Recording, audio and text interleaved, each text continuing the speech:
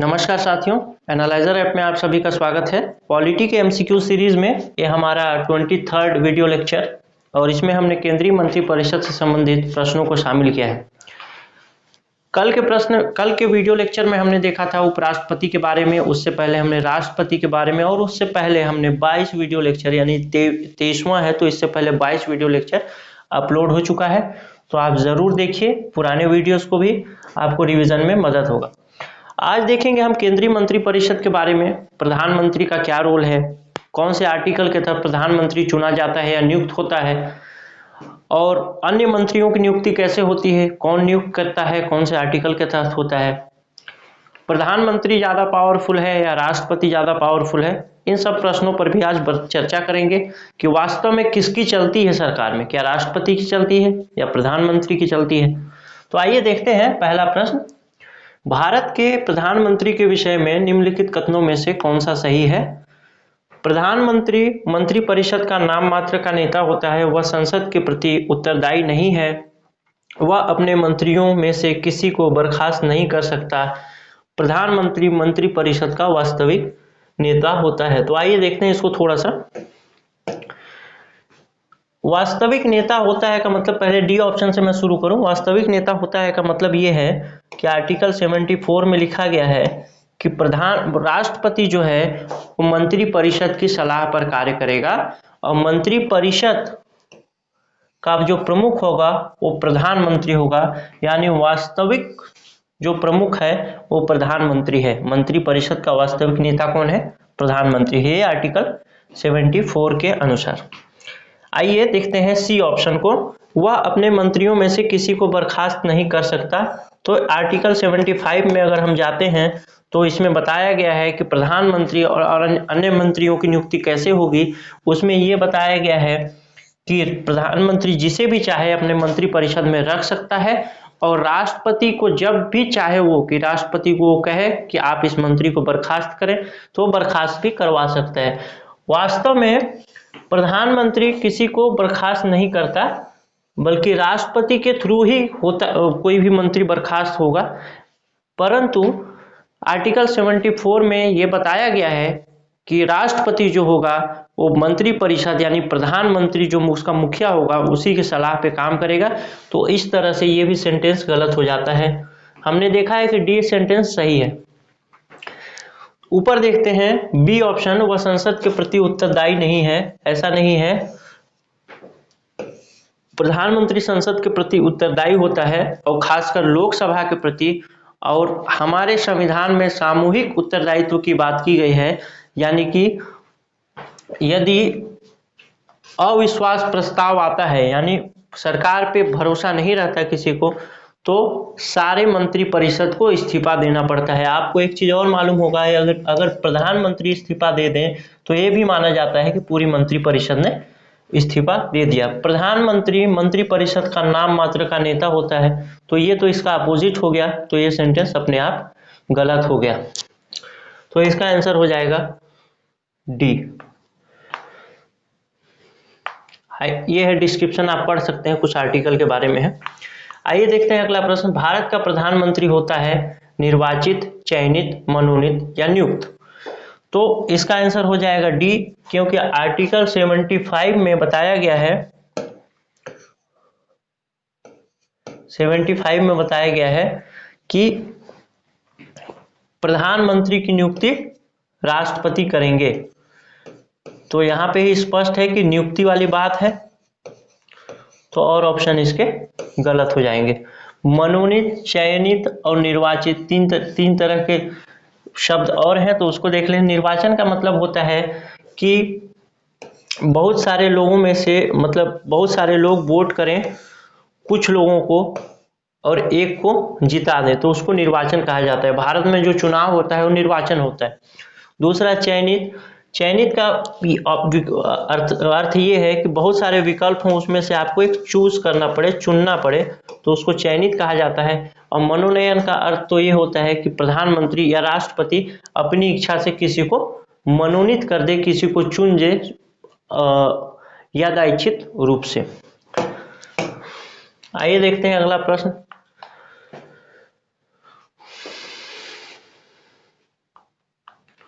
निम्नलिखित में से क्या सत्य नहीं है? राष्ट्रपति या राज्यपाल को शासकीय कार्यों के लिए विधिक कार्य से उन्मुक्ति है। कोई न्यायालय राज्यपाल को किसी कर्तव्य पालन के लिए विवश नहीं कर सकता। एक राज्यपाल को व्यक्तिगत कार्य हो तो सिविल कार्यवाही लाने के लिए 2 मास की लिखित सूचना आवश्यक होती है। मंत्रियों द्वारा राष्ट्रपति या राज्यपाल को दिए गए सलाह को जांचने के लिए न्यायालय अधिकृत है सॉरी। तो इसका आंसर ये है डी, क्योंकि न्यायालय जांच नहीं कर सकती। कौन से आर्टिकल के तहत? आर्टिकल 74 के तहत। यहाँ पे थोड़ा सा मैं डिस्क्राइब कर दूं चीज को, शायद कुछ लोग ना समझ पाए हों, कि राष्ट्रपति कोई भी कार्य अपनी मर्जी से नहीं करता।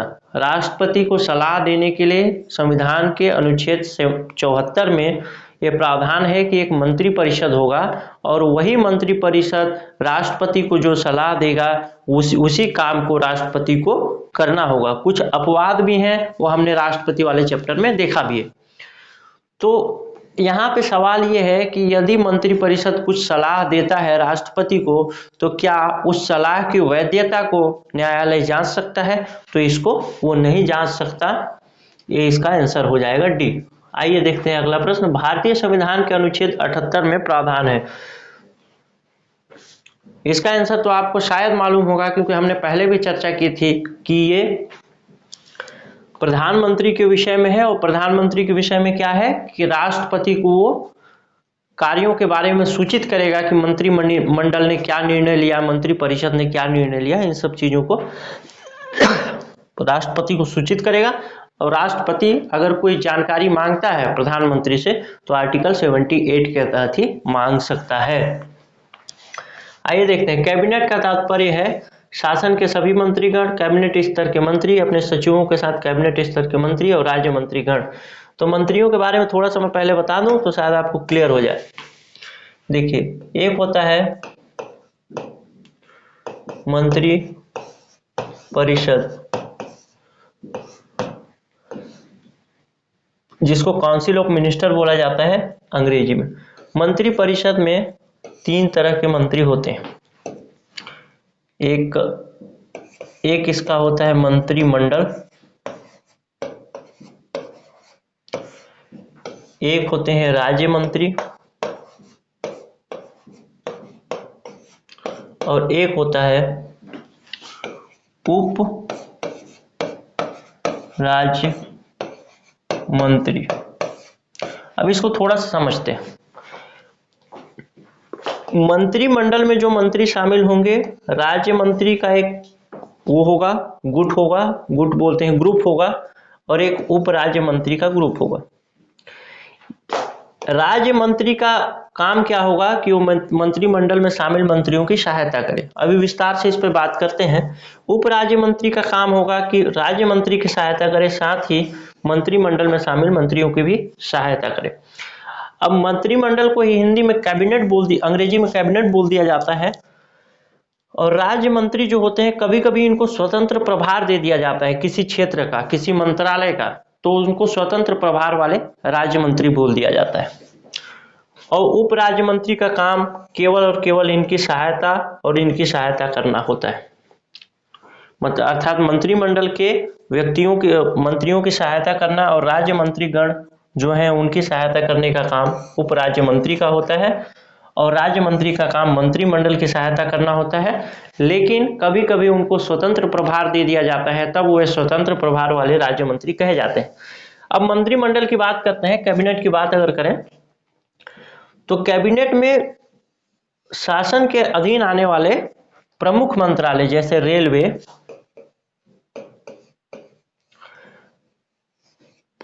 हो गया, आगे आ जाए तो आपका वित्त मंत्रालय, ऐसे जो प्रमुख मंत्रालय हैं, वित्त हो गया, या फिर और भी 1-2 सोच सकते हैं आप, जैसे खनिज भी है, ऊर्जा, रक्षा, ऐसे जो मंत्रालय होते हैं वो कैबिनेट स्तर के मंत्रियों को दिया जाता है। एक चीज और, ऐसा नहीं है कि कैबिनेट स्तर में केवल बुजुर्ग मंत्री ही आएंगे या जो उम्र में बड़े ही हैं, लेकिन सामान्यतः जो बुजुर्ग जिनको ज़्यादा अनुभव होता है शासन प्रशासन का, उनको कैबिनेट मंत्रिमंडल में रखा जाता है। लेकिन पहले भी मैं बता चुका हूं कि ये जरूरी नहीं कि केवल अनुभवी लोगों को ही रखा जाए, प्रधानमंत्री जिसको भी समझे केंद्रीय मंत्रिमंडल में शामिल कर सकता है। तो आपको शायद समझ में आ गया होगा कि मंत्री परिषद के 3 भाग होते हैं, एक मंत्रिमंडल, एक राज्य मंत्री का और एक उप राज्य मंत्री का। उप राज्य मंत्री का काम राज्य मंत्री और मंत्रिमंडल की सहायता करना है, राज्य मंत्री का काम मंत्रिमंडल की सहायता करना है, और तीनों को मिलाकर के मंत्री परिषद बनता है, जिसका कि संविधान के 74 में, आर्टिकल 74 में वर्णन है इस मंत्री परिषद का, ना कि मंत्रिमंडल का वर्णन है। तो इस तरह से ये चीजें होती है। तो इसका आंसर क्या हो जाएगा, कैबिनेट स्तर के मंत्री, मंत्रिमंडल को ही कैबिनेट मिनिस्ट्री बोल दिया जाता है मंत्रिमंडल को, ऐसे इसको कैबिनेट बोला जाता है सामान्य बोलचाल की भाषा में। आइए आगे देखते हैं। संसदीय शासन में वास्तविक कार्यपालिका शक्ति किसके पास होती है, संसद के पास होती है या प्रधानमंत्री के पास, राष्ट्रपति के पास या नौकरशाही के पास। तो इसका आंसर हो जाएगा प्रधानमंत्री के पास होती है। और इसका प्रधानमंत्री के पास क्यों होती है, इस पर थोड़ा सा बात कर लेते हैं। केंद्र स्तर पे जो भी कानून बनाने का अधिकार है वो है संसद को, और संसद में से चुने हुए ही कुछ लोग कार्यपालिका होते हैं। यानी भारत में कार्यपालिका और विधायिका अलग नहीं है, कार्यपालिका विधायिका का ही भाग है। इसका काम है विधान बनाना, कानून बनाना, और कार्यपालिका का काम है उसको कार्यान्वयन करना। तो इस तरीके से पूछा गया संसदीय शासन में वास्तविक कार्यपालिका शक्ति किसके पास होती है, तो होती है मंत्री परिषद के पास। और मंत्री परिषद का नेता कौन होता है, प्रधानमंत्री होता है। आर्टिकल 74 आपको याद होगा।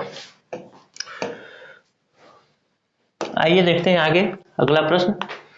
निम्नलिखित कथनों पर विचार कीजिए। राष्ट्रपति भारत सरकार का कार्य अधिक सुविधा पूर्वक किए जाने के लिए और मंत्रियों में उक्त कार्य के आवंटन के लिए नियम बनाएगा। क्या ये बात सही है? बिल्कुल ये बात सही है। भारत सरकार की समस्त कार्यपालक कार्यवाही प्रधानमंत्री के नाम से हुई कही जाएंगे। तो ये बात सत्य है क्या दूसरा वाला? बिल्कुल सही नहीं है, क्योंकि दूसरा वाला जो है, कोई भी केंद्र स्तर का जो कार्य होगा वो राष्ट्रपति के नाम से, और राज्य स्तर का जो भी कार्य होगा वो राज्यपाल के नाम से की जाती है, न कि प्रधानमंत्री और मुख्यमंत्री के नाम से। तो इसका आंसर केवल एक हो जाएगा। आइए देखते हैं 8वां प्रश्न। यदि भारत के प्रधानमंत्री संसद के उस सदन के सदस्य हैं तो वे अविश्वास प्रस्ताव की स्थिति में अपने पक्ष में वोट नहीं दे सकेंगे, वे निम्न सदन में बजट पर नहीं बोल सकेंगे, वे केवल उस सदन में ही वक्तव्य दे सकेंगे, वे इन्हें प्रधानमंत्री पद की शपथ करने के बाद 6 माह के अंदर निम्न सदन के सदस्य बनना पड़ेगा। उस सदन का मतलब क्या है? राज्यसभा, और निम्न सदन का मतलब है लोकसभा। जब भी मंत्री परिषद को अपना बहुमत साबित करना होता है ना, तो उनको लोकसभा में साबित करना पड़ता है, जिसको कि निम्न सदन कहा जाता है।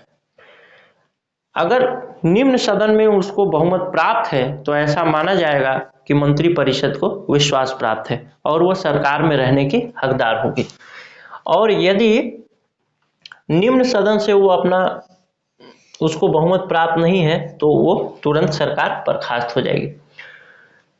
लेकिन भारतीय संविधान के अंतर्गत मंत्री या प्रधानमंत्री बनने के लिए जो योग्यता है उसमें ये नहीं बताया, वो इसमें स्पष्ट तौर पे कहा गया है कि वो किसी भी सदन का हो, प्रधानमंत्री बन सकता है, मंत्री भी बन सकता है। यदि सदन में किसी सदन का नहीं है तब की स्थिति में भी वो प्रधानमंत्री बन सकता है, मंत्री बन सकता है। लेकिन ऐसी स्थिति में अगर वो मंत्री बनता है जब वो किसी भी सदन का सदस्य नहीं है, तब की स्थिति में उसको 6 माह के अंदर किसी भी सदन की सदस्यता लेनी होगी। तो विश्वास या अविश्वास प्रस्ताव के लिए वोटिंग जो होगा वो कहाँ होगा? लोकसभा में, यानी निम्न सदन में। तो जो राज्यसभा का व्यक्ति अगर प्रधानमंत्री बना है तो निम्न सदन में वोट तो डाल नहीं सकता, केवल वो राज्यसभा में ही डालेगा, लोकसभा में डाल नहीं सकता। तो ऐसी स्थिति में अगर अविश्वास प्रस्ताव की स्थिति बनेगी तो वो वोट नहीं डाल सकेगा लोकसभा में जाकर के। और बाकी चीजें सारी सही हैं, आप इसको पढ़ लीजिएगा, डिस्क्रिप्शन में भी आगे होगा। भारतीय संविधान के निम्नलिखित प्रावधानों में से कौन सा प्रावधान मंत्रिपरिषद की नियुक्ति या पदच्युति को विवेचित करता है?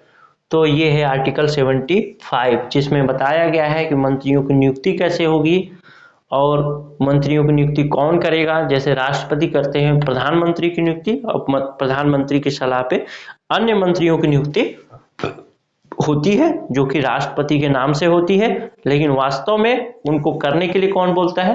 तो है प्रधानमंत्री। आइए देखते हैं आखिरी प्रश्न, राष्ट्रीय सुरक्षा समिति का प्रधान कौन होता है? फैक्चुअल प्रश्न है, इसका आंसर हो जाएगा प्रधानमंत्री। और इसी के साथ ये वीडियो लेक्चर समाप्त हुआ। अगर आप सीजीपीएससी के लिए प्रिपरेशन कर रहे हैं या छत्तीसगढ़ में किसी भी एग्जाम के लिए, किसी भी नौकरी पाने के लिए, किसी एग्जाम की तैयारी कर रहे हैं, तो आप ऐप डाउनलोड कर सकते हैं, एनालाइजर ऐप। वीडियो क्लास हमारा अभी आ रहा है, कुछ दिन ही वेट करना है आपको, बस वीडियो क्लास आ जाएगा। करंट अफेयर क्विज आपको मिलता रहा है। टेस्ट सीरीज को आप लगा के देख सकते हैं, सीजीपीएससी प्रीलिम्स के लिए भी टेस्ट सीरीज प्रारंभ हो गई है, तो आप लगाइए, डिस्क्रिप्शन को ध्यान से पढ़िए, क्योंकि डिस्क्रिप्शन पे खासा मेहनत किया है हमने। और वीडियो क्लास पे भी अगर आप लोग वेट कर रहे हैं तो वीडियो क्लास में थोड़ा सा टाइम दीजिए, क्योंकि थोड़ा क्वालिटी को मेंटेन करना पड़ता है हमको, इस वजह से थोड़ा टाइम लग रहा है। अगर टेस्ट सीरीज की बात करें, अभी तक परफॉर्मेंस की बात करें टेस्ट सीरीज पे, तो 2018-19 में 32 से अधिक प्रश्न और 2019-20 में 46 से अधिक प्रश्न हमारे सीजीपीएससी प्रीलिम्स में पूछे गए थे हमारे टेस्ट सीरीज से। अगर आप ऐप को डाउनलोड करना चाहते हैं तो डिस्क्रिप्शन में लिंक दिया गया है, उसको डाउनलोड कर सकते हैं। डिस्क्रिप्शन में टेलीग्राम चैनल का लिंक दिया गया है, उससे आप जुड़ सकते हैं और उस कंटेंट का पूरा पीडीएफ पा सकते हैं। अगर आपको ये वीडियो अच्छा लगा तो आप इसको शेयर कर सकते हैं, लाइक कर सकते हैं, सब्सक्राइब भी कर सकते हैं अगर चाहें तो। बाकी मिलते हैं अगले वीडियो में। बहुत बहुत धन्यवाद, बहुत बहुत आभार।